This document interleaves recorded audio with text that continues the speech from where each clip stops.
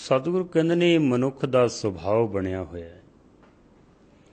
ਅਰਦਾਸਾਂ ਤੇ ਕਰਦੇ ਹਾਂ ਅਸੀਂ ਗੁਰੂ ਗ੍ਰੰਥ ਸਾਹਿਬ ਮਹਾਰਾਜ ਦੇ ਚਰਨਾਂ ਵਿੱਚ, ਪਰ ਬਾਹਰ ਜਾ ਕੇ ਫਿਰ ਅਸੀਂ ਭਟਕ ਜਾਂਦੇ ਹਾਂ।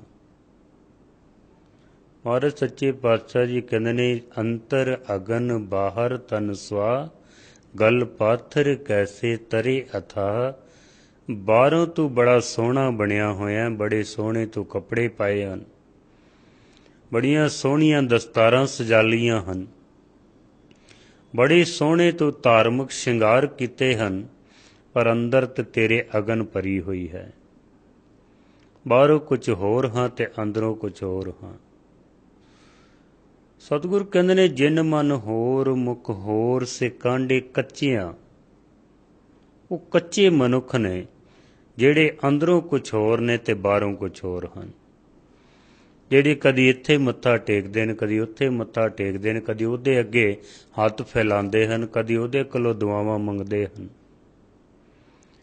ਮਨੁੱਖ ਅਰਦਾਸਾਂ ਤੇ ਕਰਦਾ ਹੈ ਗੁਰੂ ਗ੍ਰੰਥ ਸਾਹਿਬ ਦੇ ਅੱਗੇ, ਪਰ ਸਤਿਗੁਰ ਸੱਚੇ ਪਾਤਸ਼ਾਹ ਜੀ ਕਹਿੰਦੇ ਨੇ, ਤੇਰੀ ਇਹ ਅਰਦਾਸ ਕੀਤੀ ਹੋਈ, ਤੇਰਾ ਇਹ ਮੱਥਾ ਟੇਕਣਾ ਪ੍ਰਵਾਨ ਨਹੀਂ ਹੁੰਦਾ ਹੈ, ਕਿਉਂਕਿ ਅੰਦਰੋਂ ਅਸੀਂ ਕੁਝ ਹੋਰ ਤੇ ਬਾਹਰੋਂ ਹੋਰ ਹਾਂ।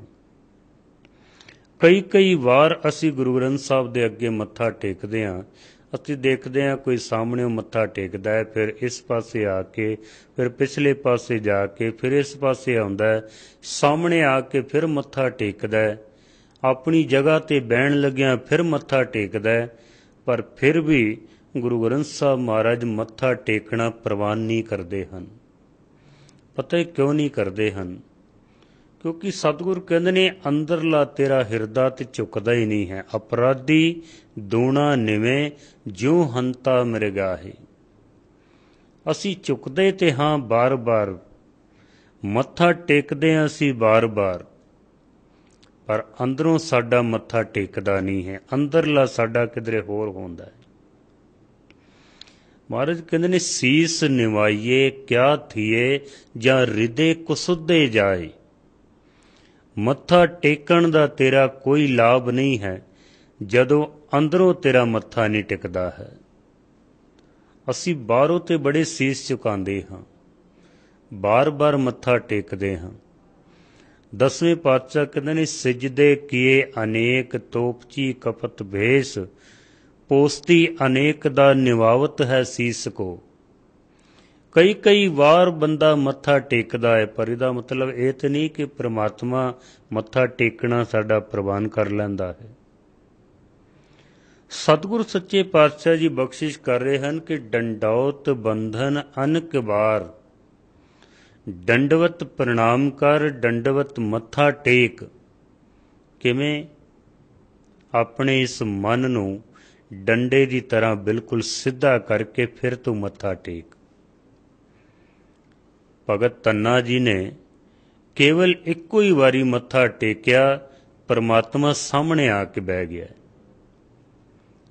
ਅਸੀਂ ਕਦੀ ਇਸ ਪਾਸੇ ਮੱਥਾ ਟੇਕਦੇ ਹਾਂ, ਕਦੀ ਉਸ ਪਾਸੇ ਟੇਕਦੇ ਹਾਂ, ਕਦੀ ਉਸ ਪਾਸੇ, ਪਰਮਾਤਮਾ ਫਿਰ ਵੀ ਸਾਡੇ ਸਾਹਮਣੇ ਨਹੀਂ ਆਉਂਦਾ ਹੈ। ਇਸ ਦਾ ਕਾਰਨ ਕੀ ਹੈ? ਕਾਰਨ ਸਿਰਫ ਇੱਕੋ ਹੀ ਹੈ, ਅੰਦਰੋਂ ਅਸੀਂ ਮੱਥਾ ਟੇਕਦੇ ਨਹੀਂ ਹਾਂ, ਬਾਹਰੋਂ ਸਾਡਾ ਸਰੀਰ ਮੱਥੇ ਟੇਕਦਾ ਰਹਿੰਦਾ ਹੈ। ਮਹਾਰਾਜ ਕਹਿੰਦੇ ਨੇ, ਸਿਦਕ ਕਰ ਸਜਦਾ ਮਨ ਕਰ ਮਕਸੂਦ, ਜੈ ਥਿਰ ਦੇਖਾਂ ਤੈਂ ਧਿਰ ਮੌਜੂਦ। ਜਿੱਥੇ ਵੀ ਸਿਦਕ ਦੇ ਨਾਲ, ਵਿਸ਼ਵਾਸ ਦੇ ਨਾਲ ਤੂੰ ਮੱਥਾ ਟੇਕੇਂਗਾ, ਪਰਮਾਤਮਾ ਤੇਰੇ ਸਾਹਮਣੇ ਬੈਠਾ ਹੋਵੇਗਾ। ਪਰ ਅਸੀਂ ਇਤਨੇ ਵਿਸ਼ਵਾਸ ਨਾਲ ਮੱਥਾ ਟੇਕਦੇ ਹੀ ਨਹੀਂ ਹਾਂ। ਮੱਥਾ ਟੇਕ ਕੇ ਅਰਦਾਸਾਂ ਕਰਕੇ ਜਦੋਂ ਅਸੀਂ ਬਾਹਰ ਨਿਕਲਦੇ ਹਾਂ, ਬਾਹਰ ਜਾ ਕੇ ਸਾਡਾ ਫਿਰ ਮਨ ਕਿਧਰੇ ਇਸ ਪਾਸੇ ਭਟਕਦਾ ਹੈ, ਕਦੇ ਉਸ ਪਾਸੇ ਘੁੰਮਦਾ ਹੈ, ਕਦੇ ਉਸ ਪਾਸੇ ਘੁੰਮਦਾ ਹੈ। ਤੋ ਕਈ ਵਾਰ ਮੱਥਾ ਟੇਕਣ ਤੋਂ ਬਾਅਦ ਵੀ ਗੁਰੂ ਗ੍ਰੰਥ ਸਾਹਿਬ ਜੀ ਮੱਥਾ ਪ੍ਰਵਾਨ ਨਹੀਂ ਕਰਦੇ ਹਨ, ਕਿਉਂਕਿ ਪੂਰੇ ਸਿਦਕ ਦੇ ਨਾਲ, ਵਿਸ਼ਵਾਸ ਦੇ ਨਾਲ ਅਸੀਂ ਮੱਥਾ ਨਹੀਂ ਟੇਕਦੇ ਹਾਂ। ਸਤ ਸੰਗਤ ਵਿੱਚ ਆ ਕੇ ਗੁਰੂ ਗ੍ਰੰਥ ਸਾਹਿਬ ਮਹਾਰਾਜ ਦੀ ਬਾਣੀ ਬਖਸ਼ਿਸ਼ ਕਰਦੀ ਹੈ ਕਿ ਸੰਗਤ ਵਿੱਚ ਆ ਕੇ ਡੰਡੇ ਦੀ ਤਰ੍ਹਾਂ ਸਿੱਧਾ ਹੋ ਕੇ ਆਪਣੇ ਅੰਦਰੋਂ ਸਾਰੇ ਵੱਲ ਛਲ ਦਗਾ ਫਰੇਬ ਕੱਢ ਕੇ फिर जब तू मत्था टेकेगा तेरा मत्था टेकना फिर प्रवान कर लिया जाएगा। परमात्मा फिर तेरे सामने बैठा होगा। फिर सतगुर सच्चे पातशाह जी कहते ने संगत विच बह के एक अरदास भी कर, डंडौत बंधन अनक बार सर्ब कला समरथ।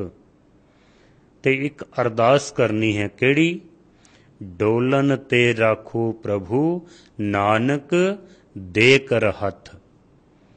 डोलन तो राखो प्रभु, सानू डोलन तो बचा लै। ਜਿਹੜਾ ਸਾਡਾ ਮਨ ਭਟਕ ਜਾਂਦਾ ਹੈ, ਜਿਹੜਾ ਸਾਡੀ ਪਕੜ ਵਿੱਚ ਨਹੀਂ ਆਉਂਦਾ ਮਨ, ਸਤਿਗੁਰ ਸੱਚੇ ਪਾਤਸ਼ਾਹ ਇਸ ਮਨ ਨੂੰ ਡੋਲਣ ਤੋਂ ਬਚਾ ਲੈ। ਕਿਸ ਤਰ੍ਹਾਂ ਬਚਾਣਾ ਹੈ? ਮਹਾਰਾਜ ਕਹਿੰਦੇ ਨੇ ਡੋਲਨ ਤੇ ਰਾਖੋ ਪ੍ਰਭੂ ਨਾਨਕ ਦੇ ਕਰ ਹੱਥ। ਆਪਣਾ ਹੱਥ ਸਾਡੇ ਸਿਰ ਤੇ ਰੱਖ ਦੇ। ਗੁਰੂ ਗ੍ਰੰਥ ਸਾਹਿਬ ਮਹਾਰਾਜ ਦੀ ਬਾਣੀ ਨੂੰ ਜਦੋਂ ਅਸੀਂ ਪੜ੍ਹਦੇ ਹਾਂ, ਬਾਰ-ਬਾਰ ਗੁਰੂ ਗ੍ਰੰਥ ਸਾਹਿਬ ਦੇ ਵਿੱਚ ਹੱਥ ਦਾ ਜ਼ਿਕਰ ਆਇਆ ਹੈ, ਹੱਥਾਂ ਦੀ ਮਹਿਮਾ ਬਿਆਨ ਕੀਤੀ ਹੈ। ਸਾਡੇ ਸਾਰੇ ਸਰੀਰ ਦੀ ਮਹਿਮਾ ਗੁਰੂ ਗ੍ਰੰਥ ਸਾਹਿਬ